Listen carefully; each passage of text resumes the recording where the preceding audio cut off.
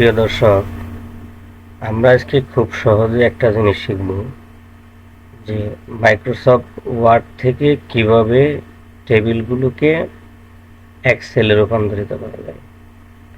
আমরা অনেকেই আছি যারা এক্সেল কাজ করতে গিয়ে খুব কঠিন মনে করি এবং এক্সেলে কাজ করতে পারি না। তাদের জন্য মূলত আজকের এই ভিডিওটি। আমরা কিভাবে আমাদের ওয়ার্ড ফাইলের কোনো টেবিল সংক্রান্ত যে ফাইল আছে সেটাকে কিভাবে এক্সেলে কনভার্ট করব সেটা আমরা এখন দেখে নিই।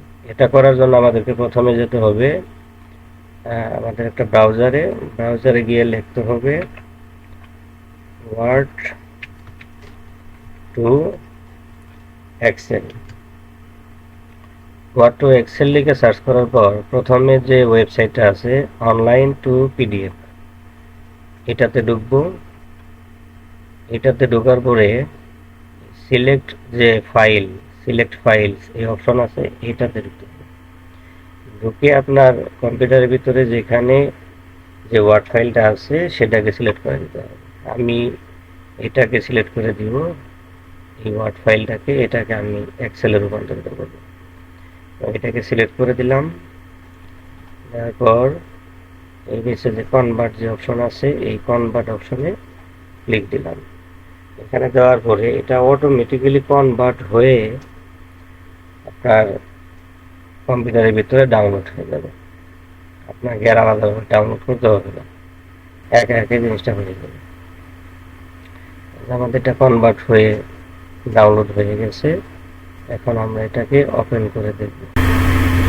ওপেন করে দেখার জন্য যেখানে এটাকে ওপেন করে দেখি কি অবস্থায় আছে। এটা কনভার্ট হওয়ার পর অনেক সময় আপনার ডিফল্ট যে ফন্ট, এক্সেলের যে ডিফল্ট ফন্ট, এই ফন্ট ইংলিশে থাকে, এটা আপনি এখান থেকে চেঞ্জ করে নেবেন। যদি বাংলা হয়ে থাকে তাহলে চেঞ্জ করে দেবেন, নিলে আপনার এইভাবে এটা পরিবর্তন হয়ে যাবে।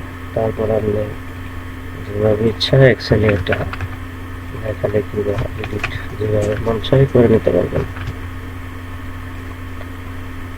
আশা করি আপনারা এইভাবেই কাজটা করতে পারবেন। তো সকলকে ধন্যবাদ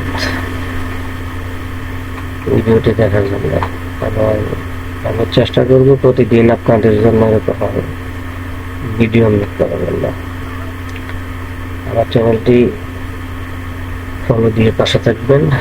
ধন্যবাদ সকলকে।